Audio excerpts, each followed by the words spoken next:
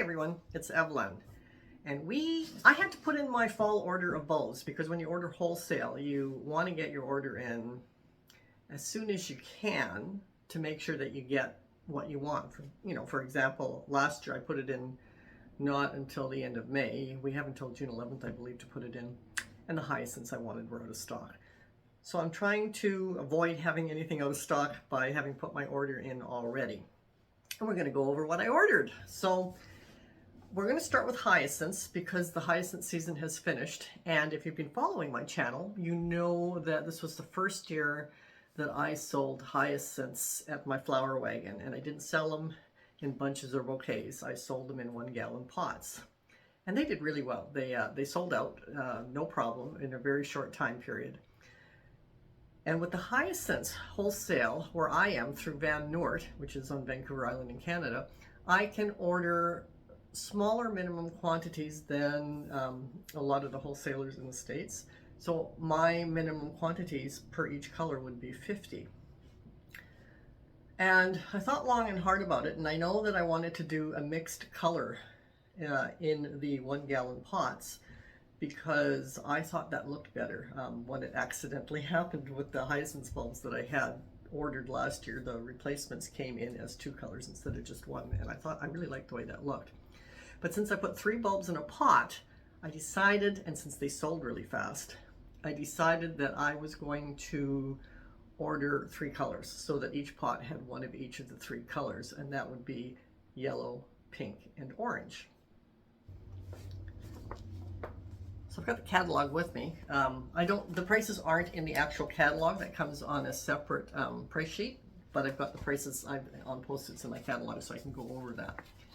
Now, interestingly enough, the 3 colors are not the same price. The yellow City of Harlem hyacinths, that is 50 for $36.50 through my wholesaler here in Canada. The orange hyacinths, which is called Gypsy Queen, that is $37.50 for 50. So $1 more for 50. Really not much different. And the pink, which is called Pink Pearl, that is $35.50 for 50. So interesting that they're not exactly the same price, but pretty darn close. Close enough that, $1 for 50 is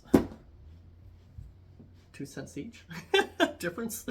Well, 4 cents each for the cheapest to the most expensive, but yeah, negligible, so I don't worry about that. The next ones to bloom are daffodils, and I also decided that I want to sell more daffodils because, again, I'm pretty much through all the daffodils, and they have a really long blooming time here. So I thought long and hard about what daffodils I wanted, and I've grown this before and sold this before, and I absolutely love it. And it's Tahiti right there. I think that is just an absolutely stunning double cup narcissus or daffodil. And those are 75 for $41.25, which works out to 55 cents each. The other one I'm going to get is very close in look to the Electress cup. I believe that's the name of what it is. I'll put it up on the screen. That I am just about out of selling this year. And I just loved how that looked, but I don't want to do the exact same daffodil as I did last year. So this year I decided to do Cum Laude, which is a split corona, and it is 75 for $40.50 or 54 cents each. And actually the picture of them are both side by side, so you can see that there's really not that much difference. So this is Cum Laude, and this is Electress. So this is the one that I sold this year. The orange is much stronger on it. And this is the one I'm going to sell next year, which is a much paler orange. And it will add a really nice contrast to the Tahiti. I actually believe it's cheaper than the Electress, which its full name is actually Electress Split Corona Narcissi. So yeah, so I'm really looking forward to those two because they will have a nice contrast with each other. The bold, strong yellow of the Tahiti and the really real pale colors of the Cumulata. So after I decided on those two, I had to make a decision because I've already placed this order, I believe a week ago, maybe 2 weeks ago. And I had to place the order before the tulips that I have selling this year were even open. But I decided that there was like 1 or 2 that had started to open. And the thing is they were yellow and red. They are yellow and red. Again, I'll put a picture up here on the screen of them.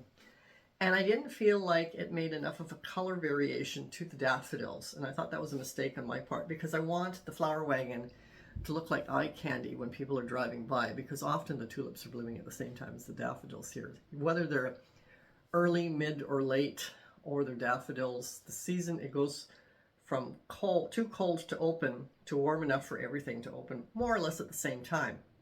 And I believe that if I have lots of color in there, it will cause more people to stop, which will create more sales than, for example, what I'm getting this year or last year. The first year I did it retail and I bought a little of a lot of things, and I really noticed that with lots of different colors, a lot of people were stopping by to check it out and buy multiples. So even though the early, mid, and late tulips kind of tend to bloom at the same time, I decided I would order an early, mid, and late tulip.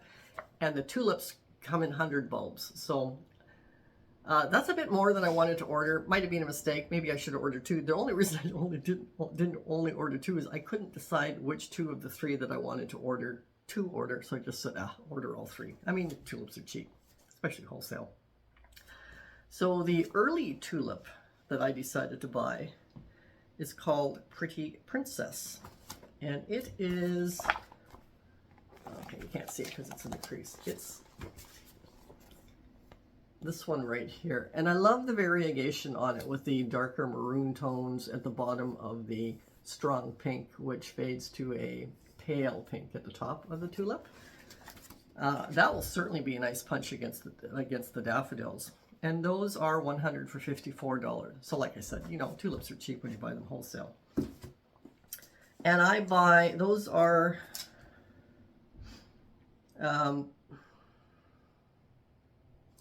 think Darwin tulip. Let me just check the page before and see what it says. Just says single early tulips, but they look like a Darwin tulip, and Darwin tulips have a tendency to perennialize really easily, which is what people want when they buy them in pots. So the next tulip that I'm buying, oh, my eyes itchy, hang on, there, is the mid-season tulip. And I really liked this one. It's called Rem's Favorite. It's a Triumph tulip, which also perennializes, but it's got sort of a creamy white with a super deep maroon. And I think the deep maroon is a nice companion to the deep maroon at the bottom of the early tulip that I'm ordering. And of course, pink and white will work together well. So those two make a nice pairing. And since it's right beside yellow tulips here, you can see that with a yellow daffodil, it'll really, really pop against yellow daffodils as well.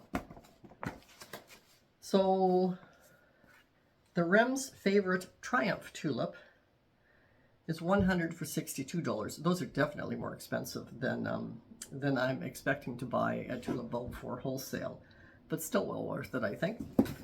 I mean, it was my favorite one, and I'm looking for eye candy at the, oops, since I'm kicking my trash can, I'm looking for eye candy at the flower wagon. So if I can make it just colors that people can't resist, that's more important to me than saving 10 cents a bulb or whatever.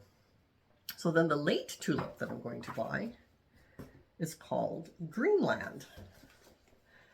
And it's pink with green. So again, it will work well with the other 2 tulips that I'm ordering because of the pink in the first one and the maroon in the first 2. Maroon goes with pink anyway. I'll put all 3 up on the screen. And it will perennialize really well, because the thing is with tulips that have the green that runs through their tulip bulbs, through the petals, that's collecting sun energy, the same as the stems and the leaves. So they do really, really well. Any tulip that has green within its petals, they do fantastic for perennializing. So those are 100 for $47. Now, after the tulips, I decided, and I had to really think about this one, there's a couple more types of anemones that I would like to grow if I'm going to continue growing anemones. Because if you've been following me, you knew that you would know that I did grow them, and then I decided I didn't like them, and I stopped growing them, and I didn't dig them up. And then the ones that I didn't dig up came back the next year, which was last year in the spring. And then I realized how much I did like them because I really needed them at that time. So then I decided I do want to grow anemones because they came back. So I ordered some last year for this year. And I'll put on screen again the ones that I ordered at blueberry, sulfide de cyan, I believe. Don't say that properly. And Bordeaux. The Bordeaux, turns out, had real bad issues with mold. But the sulfide was fine, and the blueberry was kind of 50-50. I ended up with a 50% loss, but the Bordeaux was almost a complete loss. I maybe have about 25%, but the sulfide did 100% good. I don't know why that is. But anyway,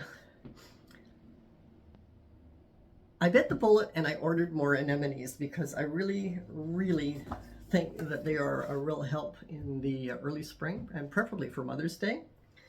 And so what I decided to order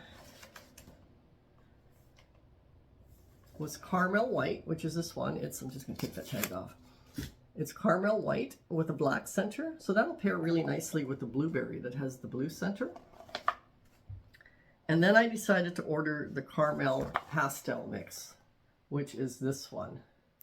And it actually says right on here, limited availability, which is one reason I really decided to get on and get my order in, because I decided that I really do want to get that. So I can't wait if they have limited availability on that.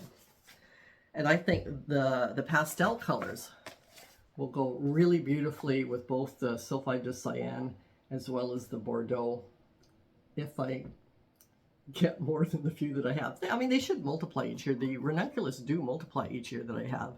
I bought some ranunculus 3 years ago, and I probably only had 25, but of the 25 that I bought, because they were retail at that time, I now have over 100 of. So they do multiply really well, which I like. So I'm hoping, because I'm definitely going to dig the anemones up this year, and I'm going to dig them up earlier than I went to dig them up last year, because last year when I went to dig them up, they were all gone, and I don't know why. I don't know what happened. So this time I'm going to stay more on top of it, and as soon as the foliage dies back, I'm going to dig them up. So those are the two anemones I'm going to add to my array of anemones to sale, and wholesale through my Van Noort account. Each one is an order of 100 for $75. So basically each quorum is 75 cents each. So when you have a 75% loss like I did on the Bordeaux, that does add up. After that, I wanted to experiment. I wanted to try a few more things, mainly because, oh man, my eye is itchy. Sorry about that, but my eye is definitely itchy. If you watched my April garden walk, you would have seen the mound of soil that I have from putting in the concrete tile pathway, which means I'm going to have a lot more soil this winter than I do most winters for putting bulbs in, because I do heavy composting, which creates soil and makes soil. And usually by the end of the summer, when it comes time to planting bulbs in pots, I have about 4 garbage cans of extra soil I can use. But that has nothing to do with the soil that's I've removed when I put the concrete walkway, tile walkway in. So I have a lot of soil. So I thought it would be a fun time, therefore, to experiment with a few other bulbs that I've never grown before. And the first two, because it's the same kind, one's white and one's not, is Meleagris. And it's the standard Meleagris, and it's the white Meleagris. Now, I didn't really know anything about them, so I did a little bit of Googling. So I thought I'd just give you some notes about what it is that I discovered when I Googled Meleagris. So Fritillaria Meleagris is an heirloom species that dates back to 1575, and it is one of about 100 species in the genus Fritillaria, a group of herbaceous bulbs in the lily family. So they're actually related to lilies. So I thought that was really interesting. The name Meleagris means spotted like a guinea fowl. So sometimes they're called the guinea hen flower for that reason. Other common names include leper lily, which is a horrible name. And that's because the flower shape resembles the warning bell once carried by lepers. Well, still a horrible name. Chest flower, frog cup, checkered lily, or as I've always known it, snake's head fritillaria. And that's because, of course, the veining pattern on the flower reminds everybody of snake skin. And I love that flower, but I've never grown it. I know that's not true. I tried to grow it one year, years and years ago, before there was such a thing as Googling things, and it never grew back. And I now know it's because I put it in a really dry area, and they do not like dry. It's because, here, the next part, it's native to grassy floodplains. And the bulbs are hardy to zones 3 to 8. It is deer and rodent resistant, which is really good for those of us who have lots of deer and for those of you who have lots of rodents. I know a lot of you have voles. There's no voles in Vancouver Island, so that is not an issue we ever deal with. The flowers appear in mid-spring, and they are upright arched stems rising above the foliage. The nodding flowers are about 2 inches long. They have a 6-pointed T-pill, so the bell has 6 points on it, and the stems are about 6 to 12 inches long. The bell hats have distinct checkered or mosaic patterns on them, which means no two are exactly the same, in shades of maroon, dark purple, reddish purple, or muddy pink. And unlike the related Crown Imperial, which I'll just show you a picture of so that you know what that is, this is the Crown Imperial, which is a much, much taller flower. And unlike that picture, it's usually a really, really bright orange or yellow. But apparently the Crown Imperial has a not so nice smell to it, and the snakeskin fritillaria, as I know it by, does not. Where was I? I just looked away from this, so I have no idea where I am. There it was. Yeah, so it doesn't smell. If the flowers get pollinated, the stems then straighten up so that the typical lily seed pods are held upright, and each pod contains 6 stacks of dark flattened triangular seeds. Now apparently the seeds will self-seed, so you can multiply your fritillaria, your Meleagris, by just letting them go to seed and spread, but they don't spread to the point of being invasive, so that's kind of interesting. So under ideal conditions, this bulb will multiply and naturalize, spreading readily by seed. It grows in full sun or partial shade, and they need moist soil even when dormant, which was, of course, the mistake that I made the first year that I grew them many decades ago. I put them in a rockery, which goes really, really dry in the summer, so that was clearly not a place to put them. And I didn't know why they didn't make it, which is why I never bought them again, even though I really love the look of them. So thank you, Google, for telling me what I did wrong. The bulbs should be planted in early fall, as they are prone to drying out quickly, so plant them when you get them before you plant your daffodils and tulips, or in my case, hyacinths as well. They don't store well either. It says to be sure that they are growing, the bulbs can be kept in moist peat, although I don't agree with that because peat is a limited natural resource, so I try to stay away from doing anything with peat. But you do that until the shoots or roots begin to develop, and then plant them out in the garden, much the same as you do with anemones and ranunculus when you start them in your seed room. It also says to place the bulbs 2 to 4 inches deep and on their side, because they have a bit of a hollow spot on the top, and so that doesn't collect water and rot the bulbs out, because you want to keep them in a moistish area. If you put them on their side, the water won't collect in that little hollow spot on the corner, which I thought was really interesting. And they say to do about 9 bulbs per square foot. And best of all, it says they make a really good cut flower. So if I want to do small, tiny flower arrangements in little vases in the early spring, I can use the fritillaria for that. So I haven't decided whether or not I want to do them in pots now to sell, or to grow them as a cut flower, since they make a good cut flower, or do 50-50. So I ordered 100 of them, and what was the price on them? 100 bulbs for $28. So I might do 50-50, plant 50 to use as cut flowers and sell 50. And it says to do 9 bulbs per square foot. So in a 1-gallon pot, that's like about 25% of a square foot. So a quarter of 9, 8 divided by 4 is only 2. So 3 bulbs in a pot should be, like I do with the daffodils, tulips, and hyacinths, should work quite well. So that's for the snake skin ones, which are the purple ones. And I got just a little bit more to say about the white ones, which I also ordered 100 of for $28. And the only difference it says is that it has a pendant, bell-shaped, green-veined, ivory white flowers with grass-like foliage intermittently spaced on its slender stems. That's it. That's the only extra information I found on the white ones. So basically, there's no difference between them besides color. So then, I really liked the idea of buying those, especially when I found out that they were good for little mini vases for cut flower arrangements. So then I looked a little bit further in the catalog, and I really liked these. Grape Ice Muscari. I think that is just a beautiful, beautiful flower, which is basically your grape hyacinths, but instead of blue, like what you have up here, it's purple with a white top on it. And it also makes a good cut flower.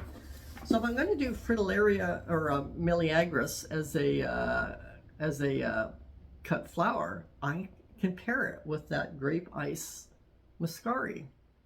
So I decided to order that as well, and that is 100 for $40.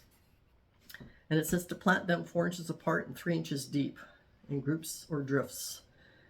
And they like well-drained soil, though. They don't want the moistish soil that the meleagris wants. And again, full sun to part shade. It's also deer and rodent resistant for those of you who have issues with deer or rodents. And it does have a slight fragrance. It naturalizes well. It makes a good cut flower, as I mentioned. It grows its foliage in the fall, which is interesting. And it says plant them 5 inches deep. So that's my order. That's my order for the fall bulbs that should come in probably early November. And I'm pretty excited about that. If you have grown the meleagris, or if you have grown the muscari, specifically if you grew the snake's head or the alba of the meleagris, or if you've grown the Grape Ice Muscari, let me know. Let me know what you think of it and what conditions, etc. you grew it in and how you like it. And I mentioned about the hyacinths. So if you want to know more about my hyacinths and you haven't watched how the hyacinths did in the flower wagon, and you haven't watched my video, Are Hyacinths Profitable?, you should check it out here. Thanks for watching, everybody. Bye.